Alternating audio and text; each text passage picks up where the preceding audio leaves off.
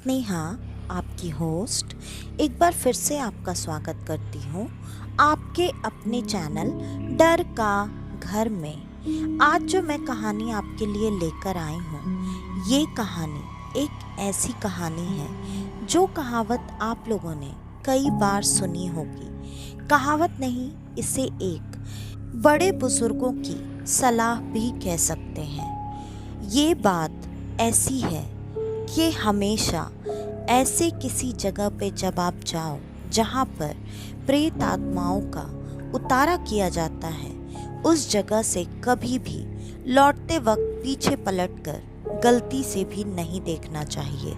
उनका मानना ये भी है कि अगर आप ऐसा करते हैं तो हो सकता है उनमें से कोई बुरी आत्मा, बुरी शक्ति आपके साथ, आपके पीछे पीछे आपके घर तक आ जाए, या फिर वो अपना खेल फिर आपके साथ दिखाना शुरू कर सकती है। यही बात जो कि बुजुर्ग हमेशा कहा करते हैं। कई सारे लोग होते हैं जो इन बातों में नहीं मानते और अपनी मनमानी कर बैठते हैं। ऐसी ही एक गलती, एक भूल एक इंसान से हुई जिसका काफ़ी महंगा हर्जाना उसे भरना पड़ा, ऐसा जो कि उसने कभी सोचा भी नहीं था।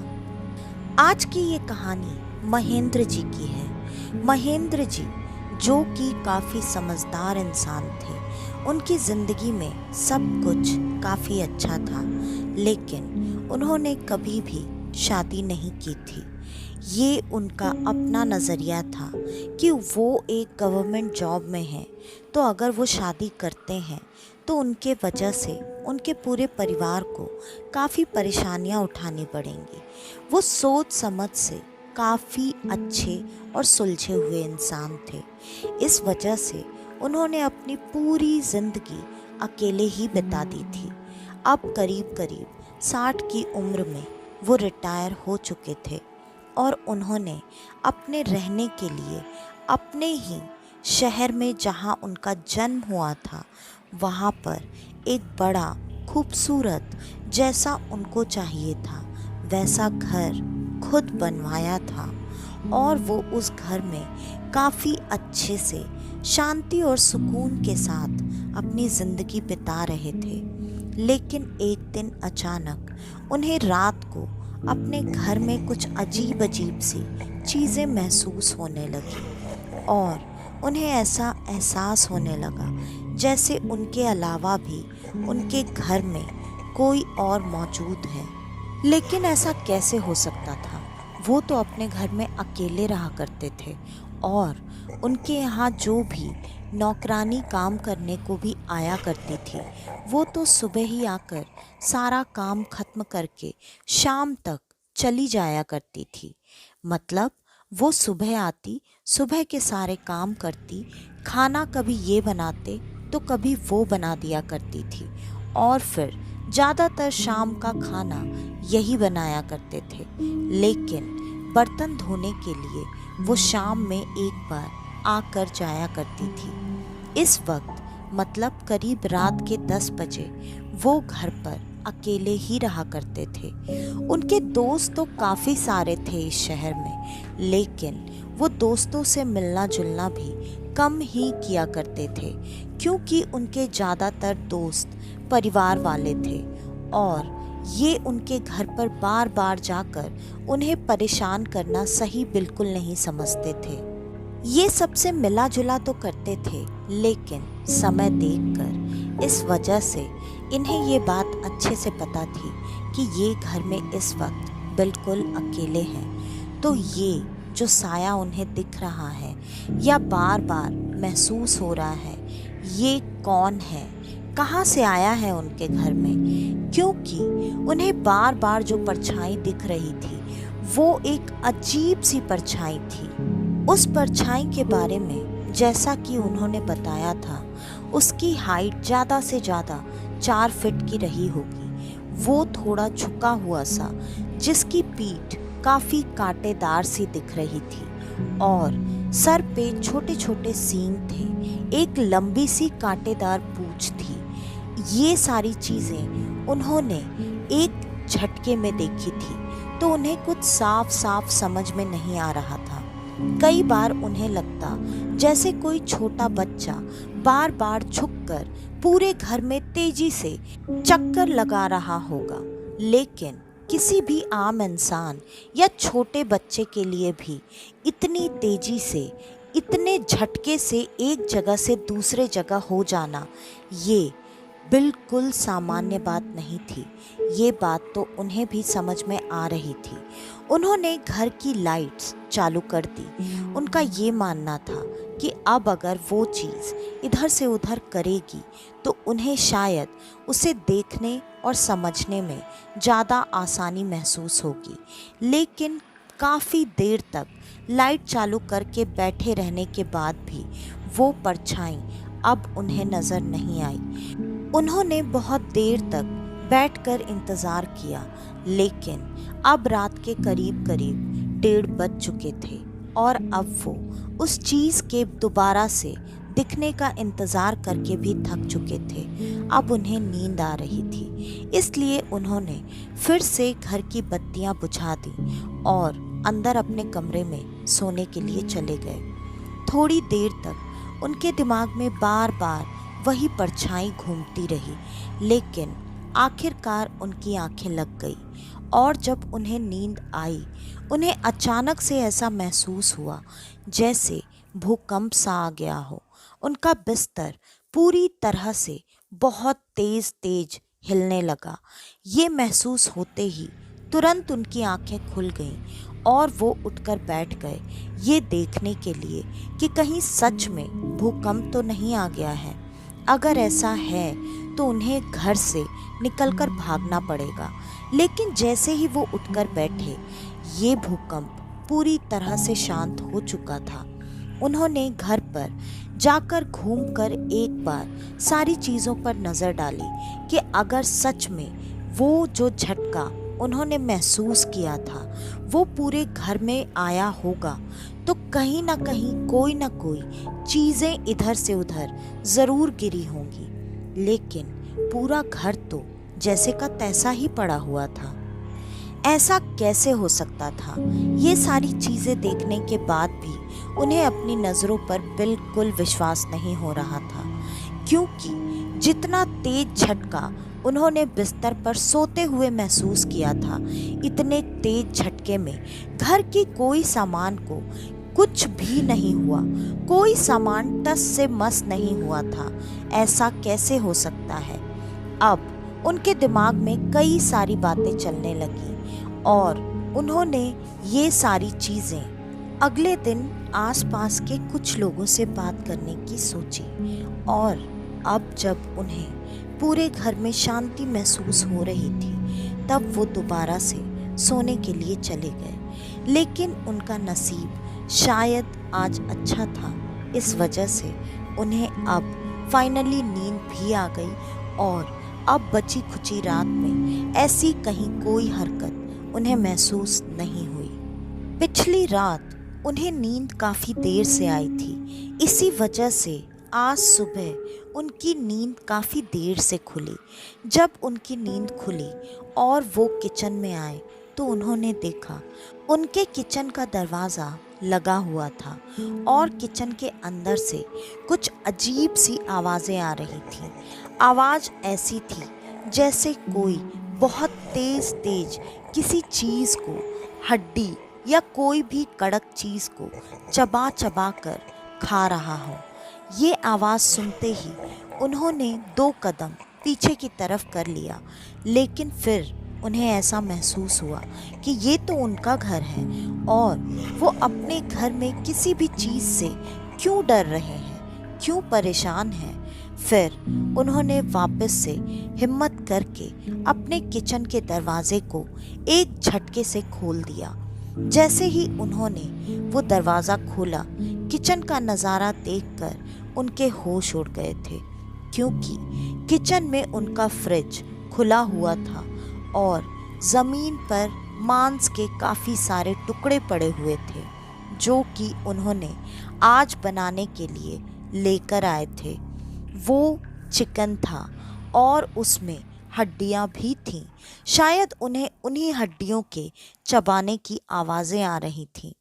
अब वहाँ पर वो नॉनवेज काफ़ी कम मात्रा में बचा हुआ था, जैसे बस 2-4 पीसेस ही, और वो भी ज़मीन पर बिखरा हुआ था।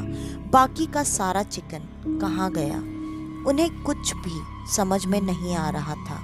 उन्होंने बहुत हिम्मत करते हुए पूरे किचन में हर तरफ उसे ढूंढने की कोशिश की, शायद जिसे पिछली रात उन्होंने अपने घर में महसूस किया था।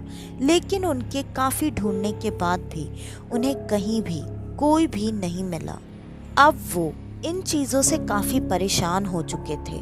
उन्होंने अपने लिए नाश्ता बनाया और उसे खाते खाते इन्हीं सारी बातों के बारे में सोच रहे थे कि उन्हें किसके पास जाकर ये सारी बातें करनी चाहिए।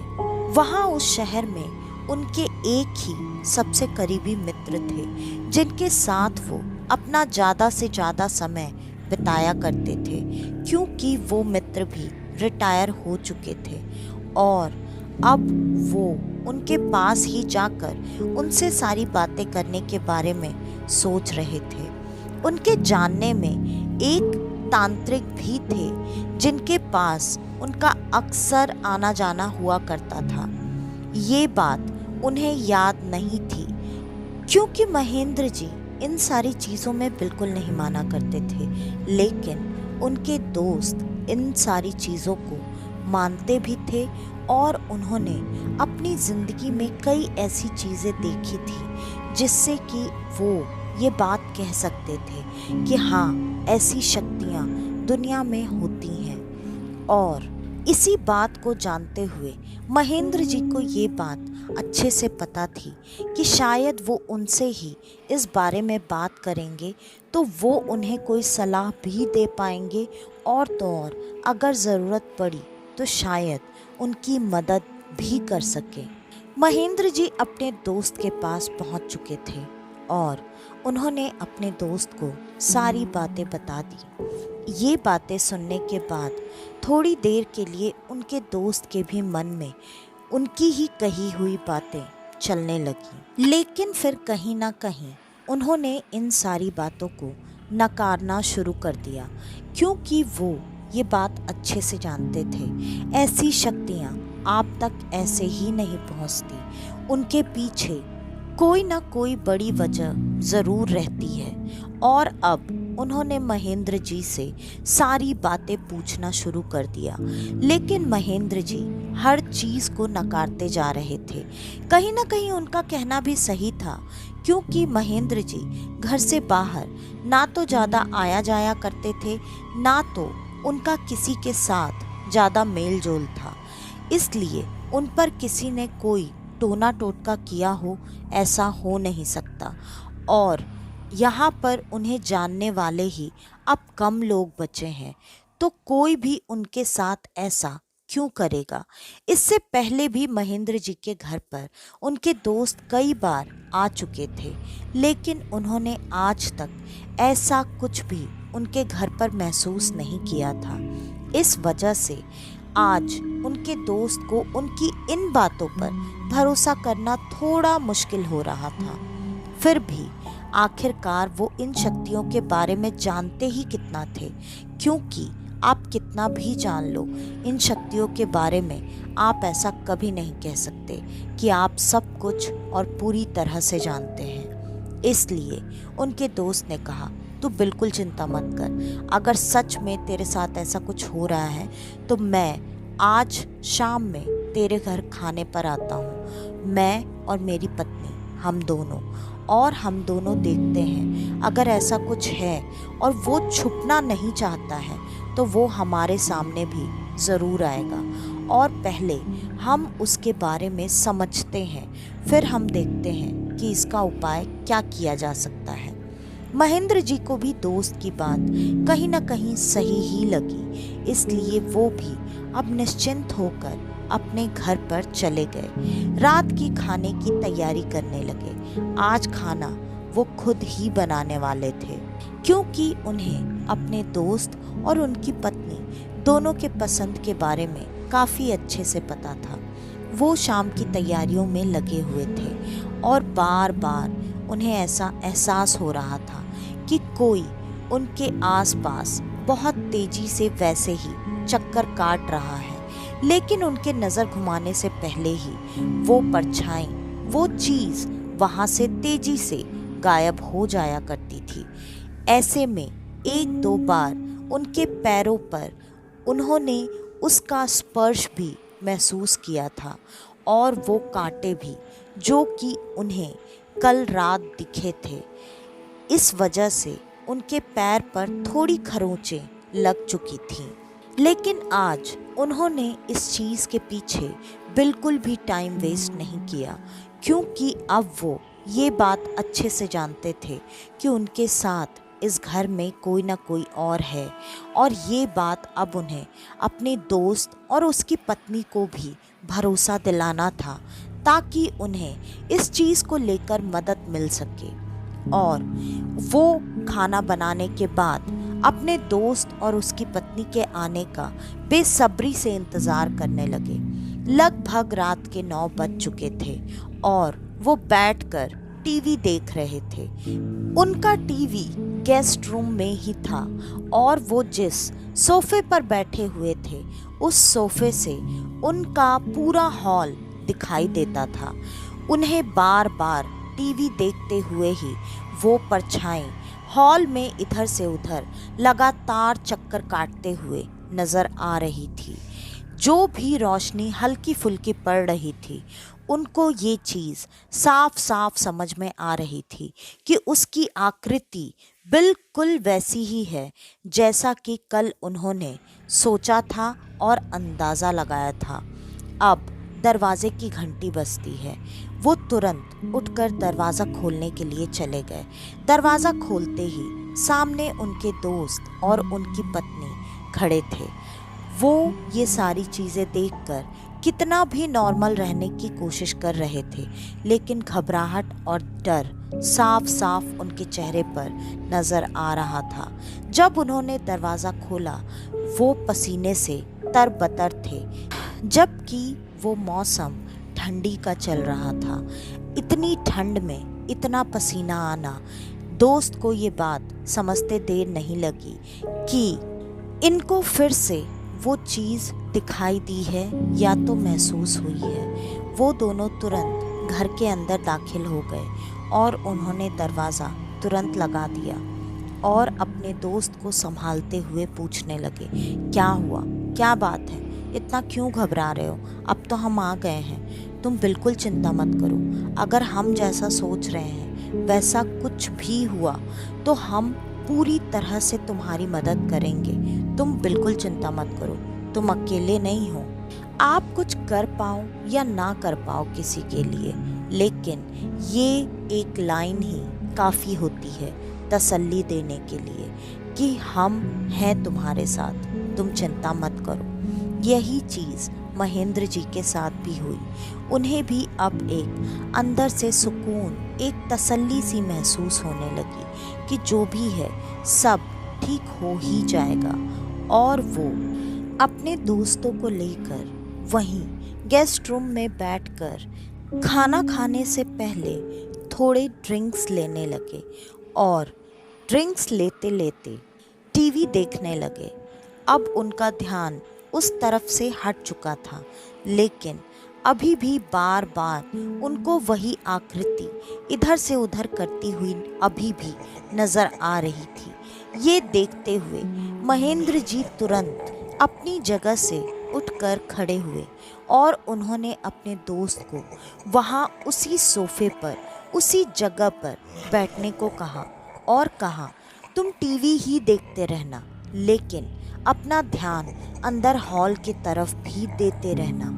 और इतना कहकर उन्होंने अपने दोस्त को बिठा दिया। दोस्त ने भी कोई सवाल जवाब नहीं किया। वो भी चुपचाप वहाँ पर बैठकर कुछ नज़रों से टीवी की तरफ देख रहे थे और थोड़ी नज़र उनकी हॉल की तरफ भी थी।